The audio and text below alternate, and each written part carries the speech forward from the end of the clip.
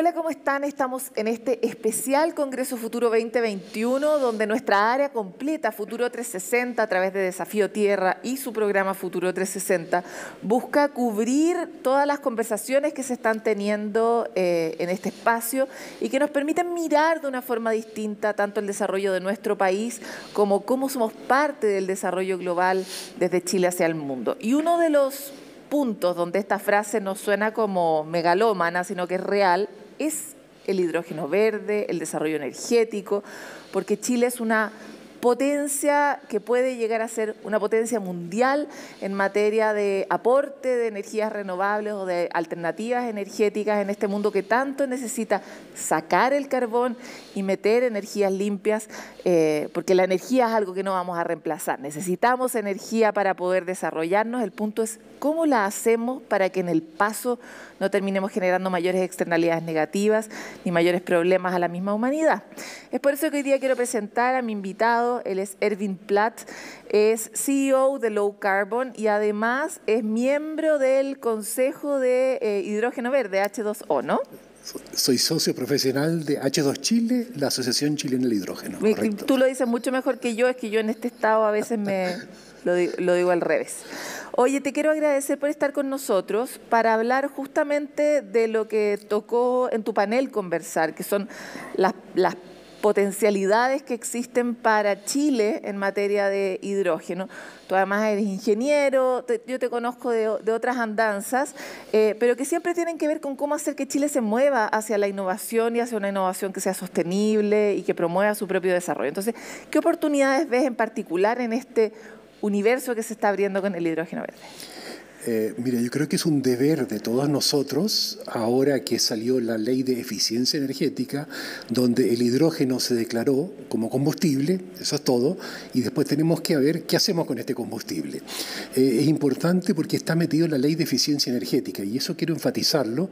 Nuestro primer deber como ciudadanos es eficiencia energética. Toda energía que no usas es la más limpia que hay. No hay que generarla, no produce contaminación, así que primero que nada eficiencia energética. Segundo, usar energías renovables.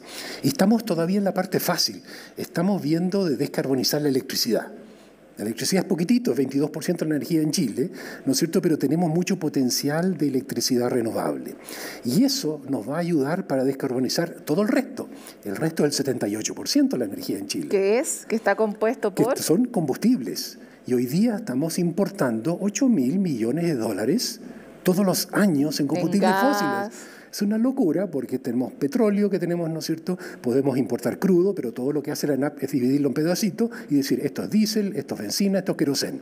Estamos importándolo, la mitad del diésel de todas maneras viene de afuera porque no tenemos la capacidad. El carbón lo estamos importando, el gas licuado lo estamos importando, ¿no es cierto? El gas natural lo estamos importando. Todo eso son combustibles fósiles que los importamos, ¿no es cierto? Y acá los quemamos y el CO2 a la atmósfera. O sea, eso no nos contribuye. Déjame parar en relación a tu pregunta. Vamos a la primera parte de tu respuesta, que tú hiciste un énfasis que me parece muy inteligente y muy poco chileno. Como que en Chile somos tan ineficientes, ¿no? Plantamos pasto y lo regamos y no tenemos mucha agua. Tenemos un montón de problemas en el diseño de las viviendas y perdemos una cantidad de calor enorme y mucha gente vive la vulnerabilidad energética porque no tenemos un diseño que esté pensado en la eficiencia. Entonces, primero me gustaría saber dónde ves tú las oportunidades de eficiencia energética, que fue el énfasis que hiciste recién. Paloma, estamos acostumbrados lamentablemente a confundir lo barato con lo económico. Nos encantan las cosas baratas y pagarlas en cómodas cuotas mensuales, en vez de invertir en una buena aislación de la casa. Porque si no, voy a pagarlo en parafina, en leña, en lo que sea. Entonces tenemos un problema también de confort térmico. La gente que está en pobreza energética tiene casi 6 grados Celsius menos de temperatura, ¿no es cierto?, que la gente que tiene una buena... Con todas las enfermedades y las externalidades. Eso es carísimo, no solamente para la persona, sino que si se me enferma la guagua, tengo que ir al consultorio, no puedo trabajar. Entonces, esa parte es muy importante porque como seres humanos necesitamos tener un cierto confort. Estamos muchas veces habitando zonas, ¿no es cierto?, que no eran las tropicales, donde no tenía que tener vivienda, ¿no es cierto?, podía vivir debajo de los árboles. No, estamos en zonas que sí necesitamos nosotros la energía, tanto para cocinar, para tener agua caliente sanitaria, es cosa de higiene. Si yo no puedo lavar la guagua, ¿No es cierto? ¿Qué hago? Se me enferma. Entonces, esto todo tiene que ver muchísimo con energía, porque la equidad tiene que ver con que todos tengan acceso a la energía. Y si nosotros no invertimos, en otros países simplemente no te dan el permiso de construcción si tienes una casa sin aislación. No puedes construirla, porque lo que pasa es que después vas a pagar muchísimo, en cómodas cuotas mensuales, pero vas a pagar mucho más. Tú y el Estado. Ahora vamos a la segunda parte de tu respuesta, que tiene que ver con qué hacemos con ese otro pedazote de nuestro gasto de combustible, que no solo tiene que ver con limpiar la matriz, sino que también tiene que ver con ser más autosuficientes, ¿verdad? Claro, y quiero aclarar los conceptos. Una cosa es la matriz eléctrica, y dejémoslo como matriz eléctrica, y la otra cosa es la canasta energética. Una canasta donde pongo todas las cosas que tengo que ir a comprar. Entonces, no solamente compro electricidad, que es el 22, compro petróleo, compro carbón. En esa canasta energética tenemos que descarbonizarla. Gas. Y ahí es donde nos va a servir el hidrógeno. El hidrógeno se hace de electricidad renovable con un poquito de agua. Con un poquito de agua, ¿ya? Y con eso lo metemos, esa electricidad la metemos en una botella que se llama hidrógeno. Y eso tiene una cierta eficiencia. O sea, lo meto, no sé, algo se me cae en forma de calor y me queda un cierto porcentaje, un 70% me queda en la botella, que se llama hidrógeno, y esa la puedo exportar. Porque no puedo poner un cable para exportar electricidad renovable de Chile a Japón. Eso no funciona. Entonces tengo que meterle en una botella. Ese envase se llama hidrógeno.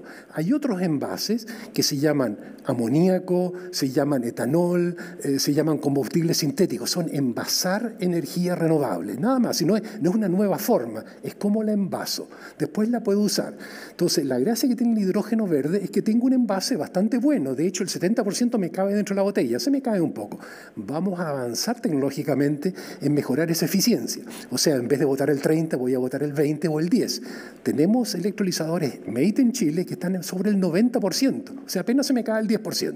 ¿Ya? O sea, pierdo solo el 10%. Entonces, ese envase de electricidad renovable nos va a permitir descarbonizar las aplicaciones que no son electrificables. En la alta temperatura, en los hornos, no puedo poner electricidad. A un camión CAEX, no puedo ponerle baterías, porque las baterías tienen mucho peso. Entonces tengo que decir, o llevo piedras o llevo batería. Las dos cosas no funcionan. Por lo tanto, hasta ahora seguimos con petróleo diésel, y lo que tenemos que hacer es cambiar ese diésel importado por hidrógeno made in Chile. ¿Qué incentivos faltan para que esto realmente despegue? Porque los ciudadanos escuchamos mucho de la matriz energética y particularmente de la electricidad, pero escuchamos poco de la canasta. Entonces, por ejemplo, cuando he participado de algunos foros de hidrógeno y de energías renovables, parte de las trabas que se encuentran tienen que ver con, por ejemplo, sincerar el precio del carbón. O sea, decir de verdad cuánto le cuesta al Estado, a las personas, el hecho de gastar una cantidad de carbón, ¿verdad? Pero ¿qué otros estímulos podríamos poner para avanzar en esta tarea que tú planteas? Bueno, es cierto lo que tú dices, hay que ponerle un precio justo y correcto. Hoy en día yo pago en la estación de servicio solo el costo directo de la benzina o del diésel. No estoy pagando los costos indirectos. Sí lo estamos pagando entre todos. Si nosotros le creemos al Ministerio de Medio Ambiente, ellos cuantificaron, ¿no es cierto?, cuánto nos costaba socialmente eso. Son 2.300 millones de dólares todos los años que se van en no productividad. Entonces es mucho, y del orden entre 3.500 y 5.000 muertos. Ojo, hoy día estamos en la pandemia con el problema de cuántos se nos mueren.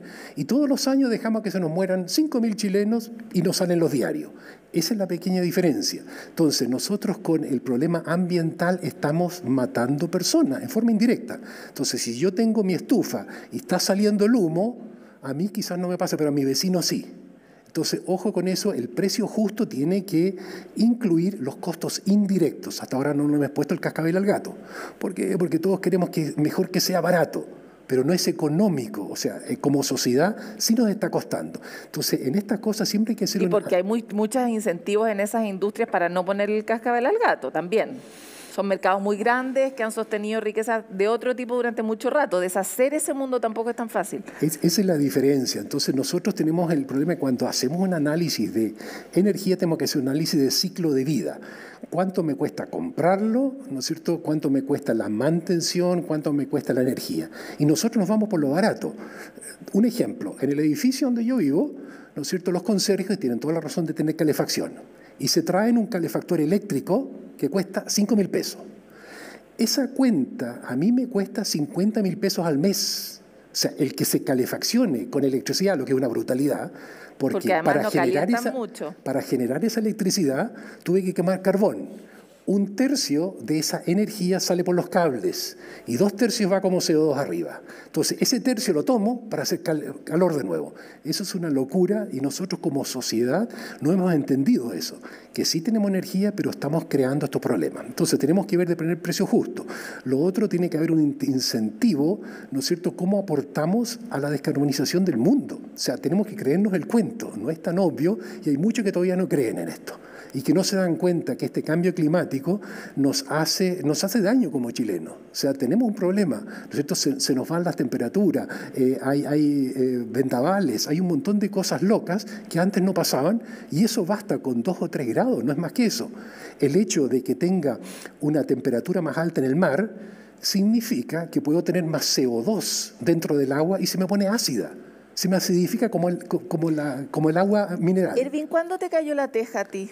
Porque tú tienes una carrera que partió en un mundo que no tenía estos problemas y que me imagino, como a todos nosotros, o sea, cuando yo nací, este discurso, esta conversación en el mundo no existía y hoy día es una conversación muy vigente. Tú eres claramente ya una activista climático. ¿Cuándo te cayó la teja y por qué? ¿Y de qué forma eso transformó tal vez la ruta de tu propia carrera? Sí, a ver, yo aprendí esto, si tú quieres, en esa parte, primero con la parte de reciclaje.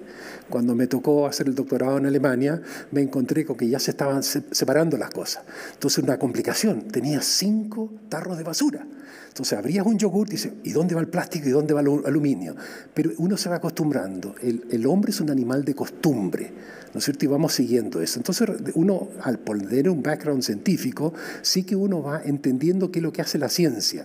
Y se da cuenta, como ya dije, que lo barato no es lo económico. Entonces, claro, mientras yo salga arrancando con 500 pesos el litro y no esté pagando el resto, nos vamos a correr. Y necesitamos esa idea. ¿Y de dónde viene lo que tú dices, el convertimiento? Es una conciencia de que la sustentabilidad significa algo muy claro. Este mundo no lo heredamos de nuestros ancestros. Nosotros lo tenemos prestado de nuestros hijos, de nuestros nietos. Entonces, algo que está prestado, tenemos que entregarlo más o menos decente. Y nosotros tenemos la oportunidad en esta generación de hacerlo. Porque si no, no lo van a poder arreglar. Ellos no van a tener, cuando ya está la embarrada muy grande, no lo van a poder arreglar. Es nuestra generación la que tiene la responsabilidad de arreglar este mundo, porque ellos no lo van a poder hacer. Una vez que se pasa, que hay un cierto tipping point, ya no hay cómo arreglarlo. Entonces tenemos que hacerlo ahora y ya. Y esa urgencia no tenemos mucho. Entonces eso es lo que uno a veces le hace clic, sobre todo que tengo una nieta que tiene 1 año. Una maravilla. Entonces les debo, ¿no es cierto? Este esfuerzo mío se lo debo a ella, porque ¿cómo le voy a mantener el mundo que tenemos en dejárselo? Entonces, esa conciencia se pone de viejo, ¿no? Que uno dice, es una responsabilidad con respecto a las siguientes generaciones. Ervin, yo lamento mi coloquialidad y haberte hecho estas preguntas tan personales, pero la verdad, este Congreso se ha caracterizado por tener un sello mucho más humano, en parte por estarlo haciendo en este contexto, por estar viviendo los efectos de una pandemia y porque necesitamos generar relaciones profundas y reflexiones profundas para transformar el mundo. Así que te quiero agradecer esta conversación con nosotros. Encantado y muchas gracias por esta oportunidad, Paloma. Son muchos los temas que tenemos pendientes todavía en esta materia, ¿verdad? Nos dedicamos y nos fuimos un poco por el lado porque hay que comprender por qué estamos teniendo estas conversaciones sobre renovar la matriz energética, limpiar nuestra canasta, como decía Ervin recientemente, por qué Chile tiene un rol en el mundo. Si no le ponemos sentido a la tarea, es poco probable que hagamos la tarea. Vamos a una pausa y volvemos con más.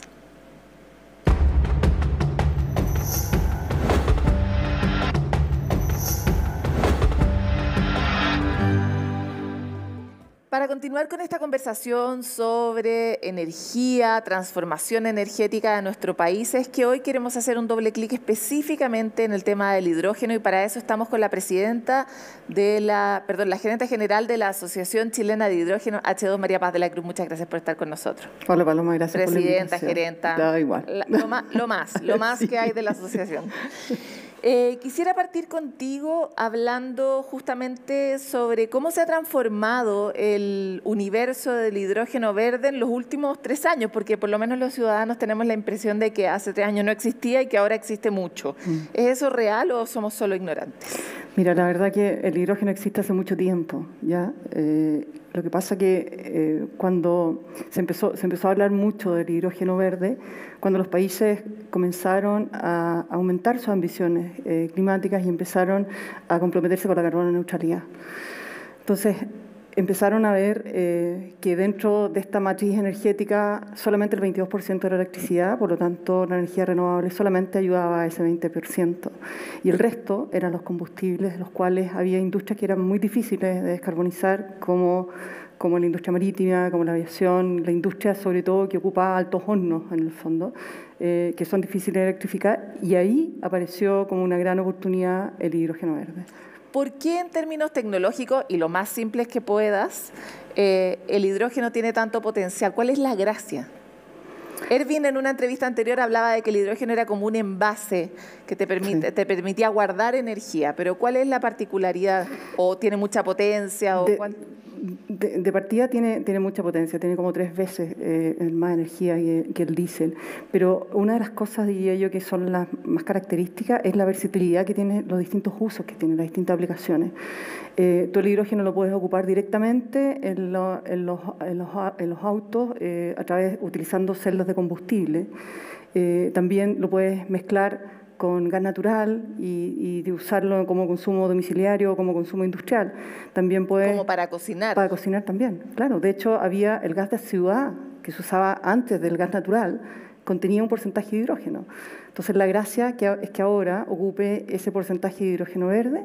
Y es más, una de las políticas que está analizando el Ministerio es fijar una ley, hacer una ley que te fije una cuota de hidrógeno verde dentro del consumo, digamos, de gas natural. Déjame entrar en un detalle de lo que acabas de plantear. Si uno le puede meter hidrógeno a un auto a través de celdas de combustible y el hidrógeno es 3 veces más eficiente que el diésel, suponiendo que estamos hablando de un auto a diésel, entonces ¿ese auto usa 3 veces menos combustible?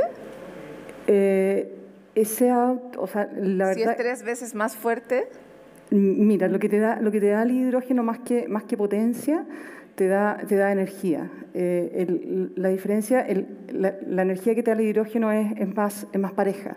Si necesitas potencia, por ejemplo, para subir una subida empinada, el hidrógeno... Hay veces que el hidrógeno no es la mejor alternativa, porque la verdad que es la energía...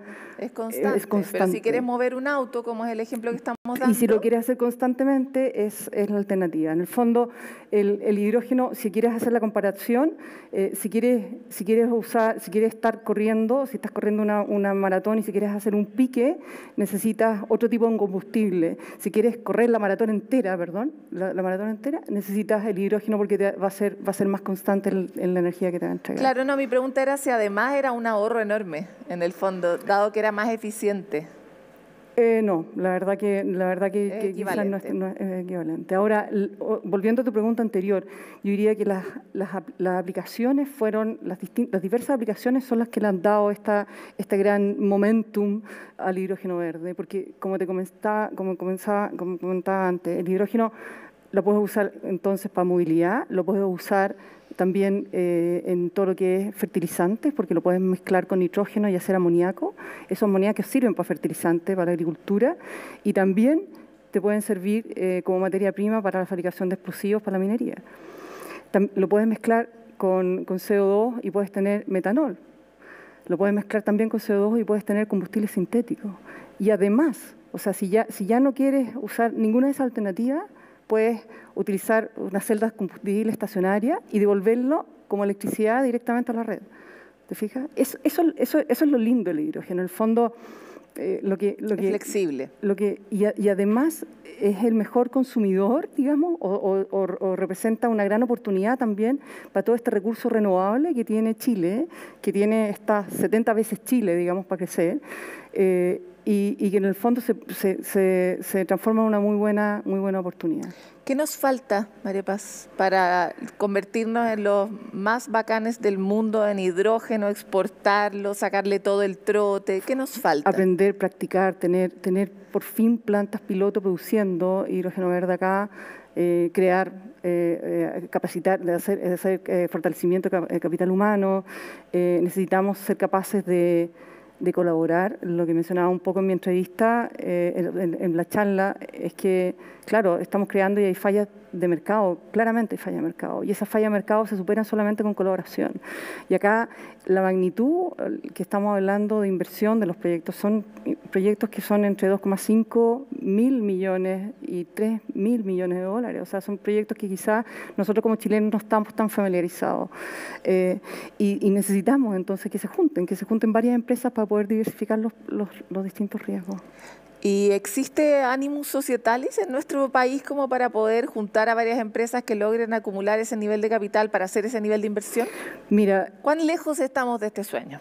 Yo creo que hay bastante sensibilización. Yo creo que ya el mercado está consciente de la importancia que puede ser el hidrógeno verde. Quizás todavía no se entiende mucho. A nosotros, nuestra mayor preocupación es contarle a las empresas que ellos pueden utilizar hidrógeno verde, que esto no sea un rocket science, pero sí que en el fondo abrirle la mente de que ellos pueden demandar este hidrógeno verde.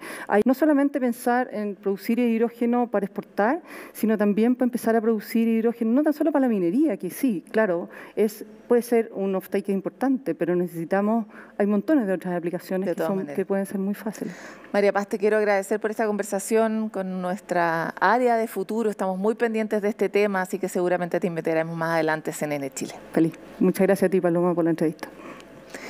Hasta aquí llega este programa especial que hemos hecho en el marco del especial de Congreso Futuro para mirar las oportunidades que son reales, no son una locura científica, estas oportunidades que tenemos en materia energética, en materia de creación de combustible, de cómo limpiarnos a nosotros y al mundo de esta pesadilla en la que se ha transformado finalmente el carbón y las emisiones que nos tienen en tantos problemas en materia de cambio climático. Nos encontramos más adelante.